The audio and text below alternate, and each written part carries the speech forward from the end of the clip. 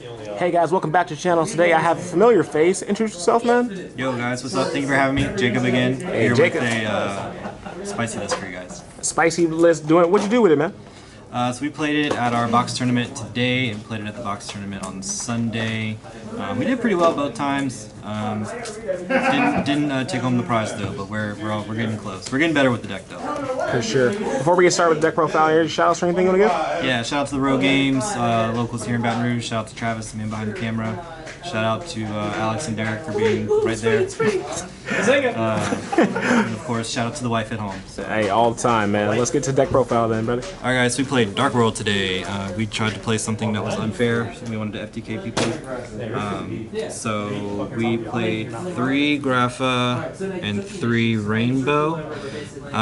So these are the 3 big ones. There's an argument, I think, to play less than 3 of either one of them. But you do want the big ones because they recur each other. Grapha can actually bounce this one back, so you can pretty much, once you get both of them in circulation, you're able to bounce one of the little guys with this one, so this bounces back to your hand, and then this bounces this guy back to your hand. So if you get both of them in the graveyard, then you're able to continue circulating them. So what you're trying to do is just loop these guys as much as possible. So I think playing 3 is good just so you can get to them faster. And then obviously this one pops a card and this one searches for the big ones when they're discarded. For the 3 little ones, we played 3 Genta and 3 Snow.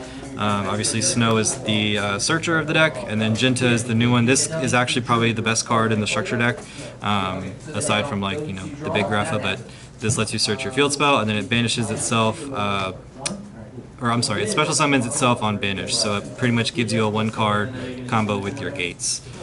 So I needed a way to search gates, so this helps you get there. So 3 of all the really good ones. And then for like the other ones, we're playing the hand loop, so we played 2 Silvas and a Ceruli.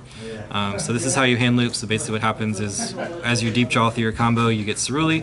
Ceruli special summons to your opponent's field and makes you discard a card, so it's by your opponent's effect.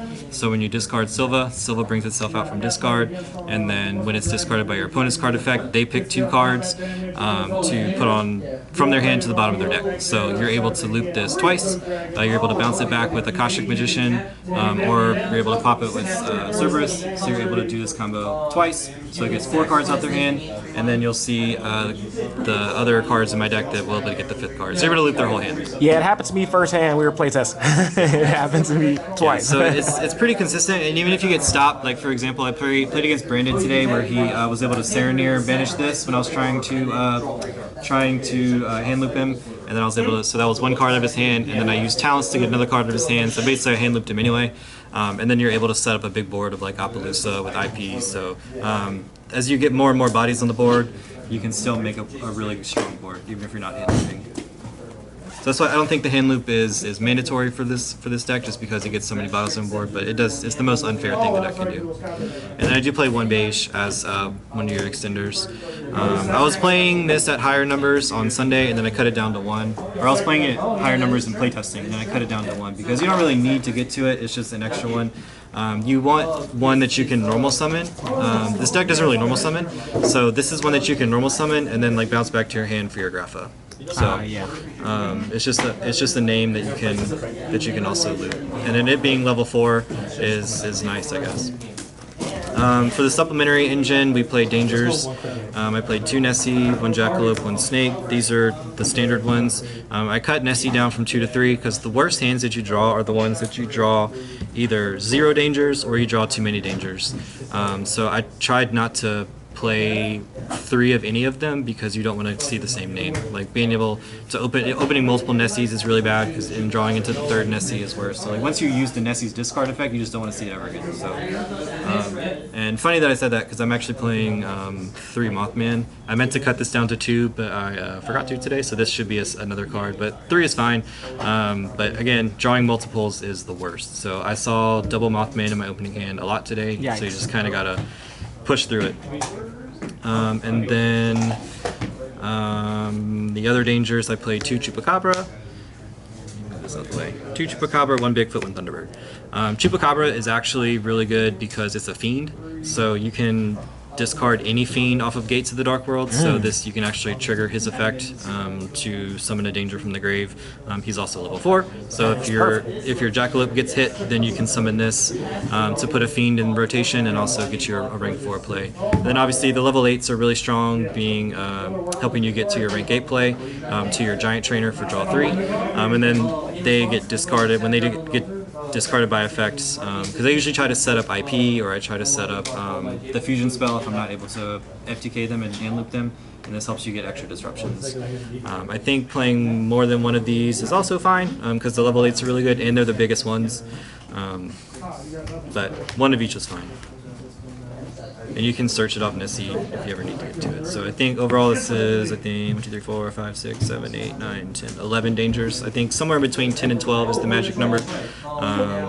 Gives you around an 85% chance to open one. You want to see at least one in your opening hand, because that kind of gets your engine rolling. I did play these two for my final extenders. Zephyros is obviously just amazing in these kind of danger deep draw decks. It helps you bounce your Gates to use Gates 4 times in your turn, or you can bounce your danger to keep using your dangers, or it can bounce just other like Dark World names into your hand to discard them. This was something I tested out today, which is okay. It's just kind of a fiend extender, because you can discard this and another fiend in your hand. I don't think this card is that insane. I may cut it in the future, but it was fine for today. Probably would just play another danger maybe. Alright, and then for the spells, we played 3 of the field spell. You know, in the spirit of Dark Worlds, it's not once per turn. You know, all the Dark World effects are not once per turn, so you can just keep playing them. Ridiculous. So this is why I hated this deck back in high school. I know, right? Me too. When I first came into the game, this deck was really popular. And I hated playing against it. I hated it so much. I was like, this deck is so annoying. 2010s, man. Yeah, super annoying. And then, you know, I've been playing like Sword Soul and other decks like that. I was like, you know, let me just play something kind of fun. Yeah. Also, all fiends gain 300, so it helps you kind of push for game if you need to. It helps your bigger monsters get even bigger. For the draw engine, I played 3 Allure. I wanted to play trade-in as well, but I couldn't find my trade-ins, but trade-in was okay. So Allure is the best draw spell, I think, out of all of them, because trade-in loses really hard to Ash. And it's live less. This is live all the time. Trade-in's live less. And Dark World Dealings lets your opponent draw and discard, and I don't want that to happen. Yeah, for sure. Not today's game. I don't want my opponent to have a hand at all. So giving them an extra card is just not appealing. But there are times where like you wish this was Dealings instead of it, but I think it's fine. You can also, if you have Jinta in your hand, you can draw this. Like, I don't know why you would not just discard your Jinta, but if you have an extra one in rotation, you can banish the Jinta out of your hand to special summon it. And then one-up spells, talents. This is one of the 2 ways. So actually, these are the 2 ways that I can get to the 5th card in hand. Talents will always be live during your combo, because Ceruli counts as an opponent's card effect activating on their side of the field. So disgusting. So your opponent's card activates, which was Ceruli. So you're able to make this live and take the last card out of their hand. It also comes up as well if they hand trap you along the way. You can use any of the other effects. You can draw 2 to keep going, or you can, if you have enough gas, you can just take a look at their hand. This card is actually not super great. This is how you're able to, so like after you loop Ceruli twice and take 4 cards out of their hand, you can make a Cerberus to pop it. And then once you pop the Cerberus, you use Charge to bring it back to your board, and then your Ceruli activates to make them discard a card. So you put 4 on the deck, bottom of the deck, and then the 5th one is discarded. But this card being drawn in your hand is just really, really bad, because it's really, you have to like really force it to be live, and you don't really ever want to activate it. So this would be another card that I think is actually cuttable in the deck, because it contributes to your bricky hands, and usually by the time you get to the 4 cards loop, you can get to this, or sometimes even just leaving them on 1 card is fine, because you end on a board of like 5 negates anyway. So yeah. This can probably be cut, but it sometimes can do that. Also, the reason you play 1 talents, you're drawing through your entire deck during your turn, like with all these cards, so you don't want to play cards that like are hard once per turns that are going to end up clogging you and end up slowing you down.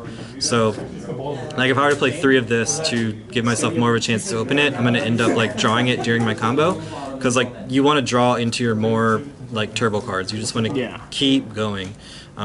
So you don't want to like clog your hand or clog your deck with too many cards that you can't activate. Because again, Dark Worlds are not once per turn. So. You just want to keep going. And then finally, the God cards. Card destruction, every time it resolves, you win the game. I mean, I resolved it twice today, and both times it was for like a plus a billion. I had a hand of like Big Grapha, Nessie, Mothman, Snow that I card destructioned, and then it took like 2 imperms out of my opponent's hand. Like, it was just really bad. Like, I mean, this is just the God card. And then these are the 2 new cards of the structure deck. This card gives you an automatic. This is usually the one that I search off of Snow. If I get to Snow like early in the turn, this is usually the one that I get to. This gives you a guaranteed discard because it discards for effect. Now I'm not 100% sure on the ruling for this, but I'm pretty sure that you can use this if you don't have Dark Worlds on the board. It didn't come up today for that, just in case I'm wrong, but don't want anybody in the comments calling me cheaters. But it discards for effect, so discards your Dark World monster, and then any Dark Worlds you have on the board gain attack equal to the level times 100.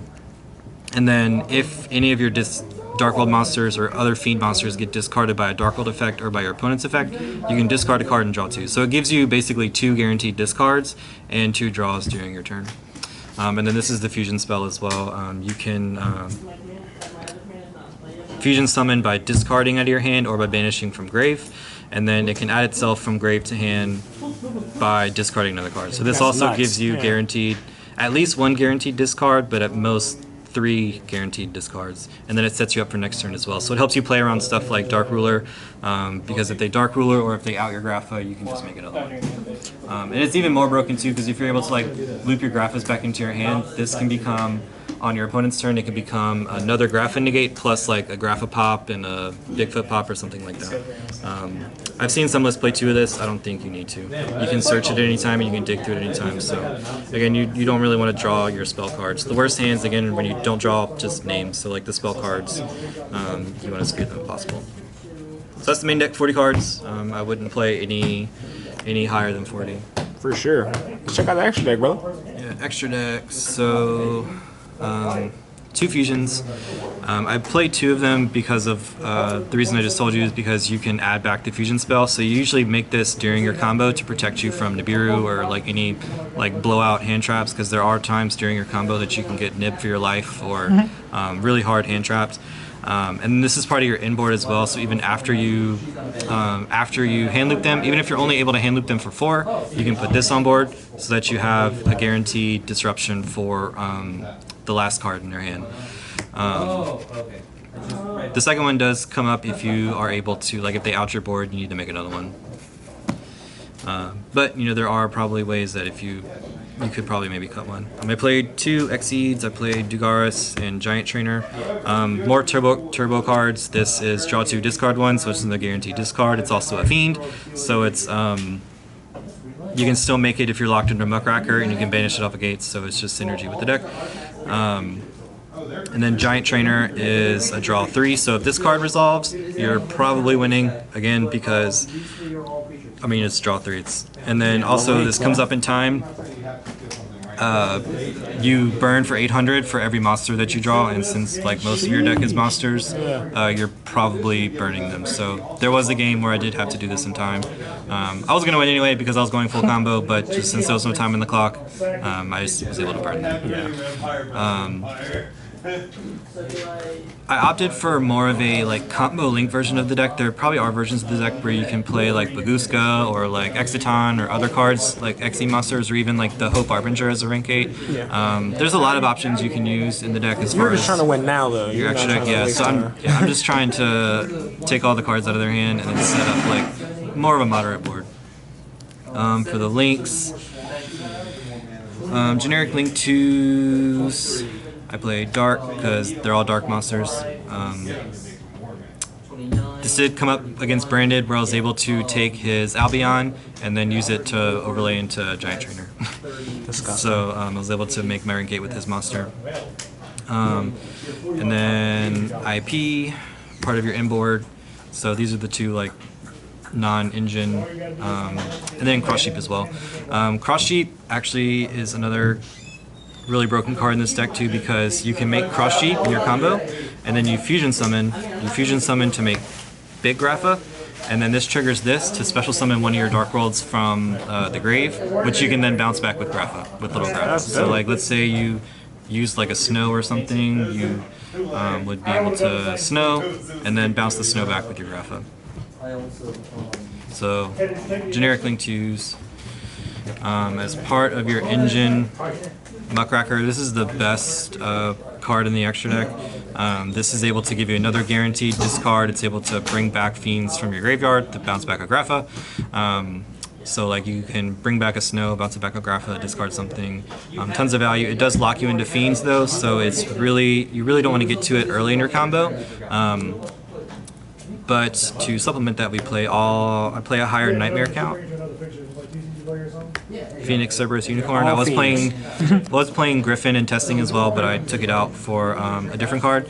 Yeah, but these are all fiends. So even if you have to like go into this early, or even if you're going second, trying to play into a board, you can still use all these guys. So you can still continue to push through boards with these guys with Muckracker. So yeah, my Cashier opponent banished this, and it was really bad. So it's definitely the best card.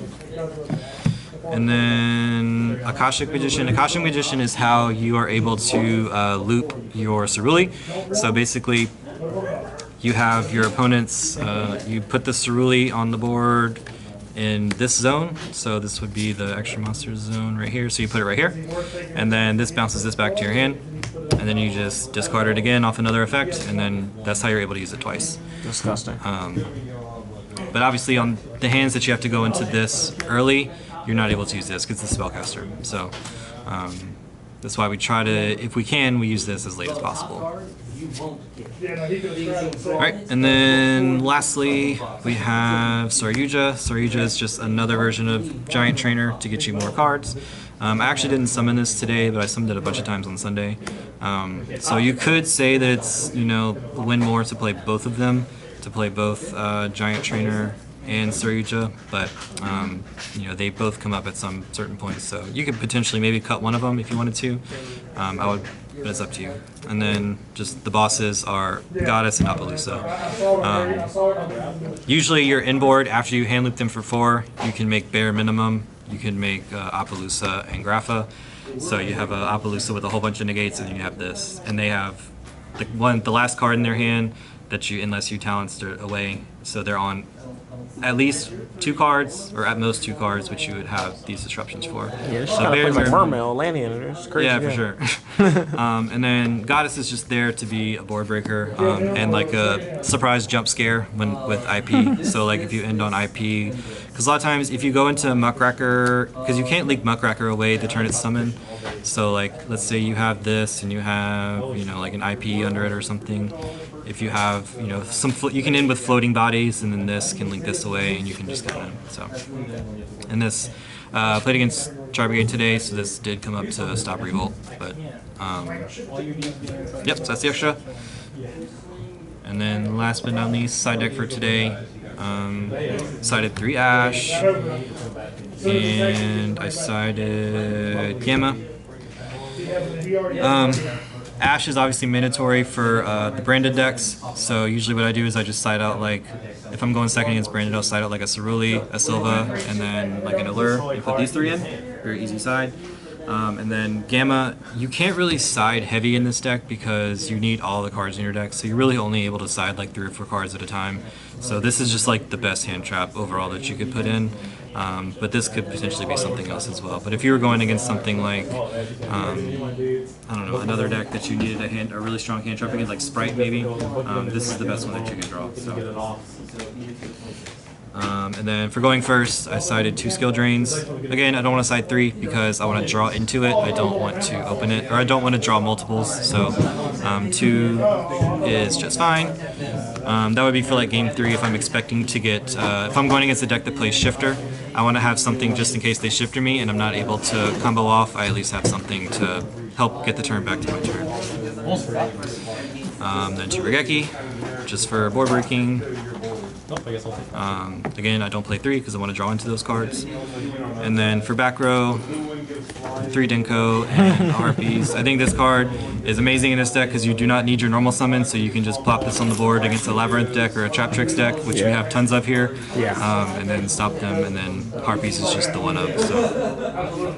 Sure, man. Well, look, Jacob, thank you for the deck profile, man, and also explanations. I'm sure people are going to appreciate it like always, and always a ton of people commenting. Once again, congratulations on X-1, the box tournament, and also on Sunday as well. Did you top on Sunday? Were you playing this deck on Sunday? I was playing this deck on Sunday. Oh, okay, guys. We had an unfortunate situation at time, we'll just say that. It's all good. But anyways, thanks again, man, for letting me do the deck profile, and thank you guys for all watching. Any last comments or anything you want to add, man? Thanks for having me again. Like, subscribe. Hey, man, you said it for me. Until next time, catch you guys later. Peace.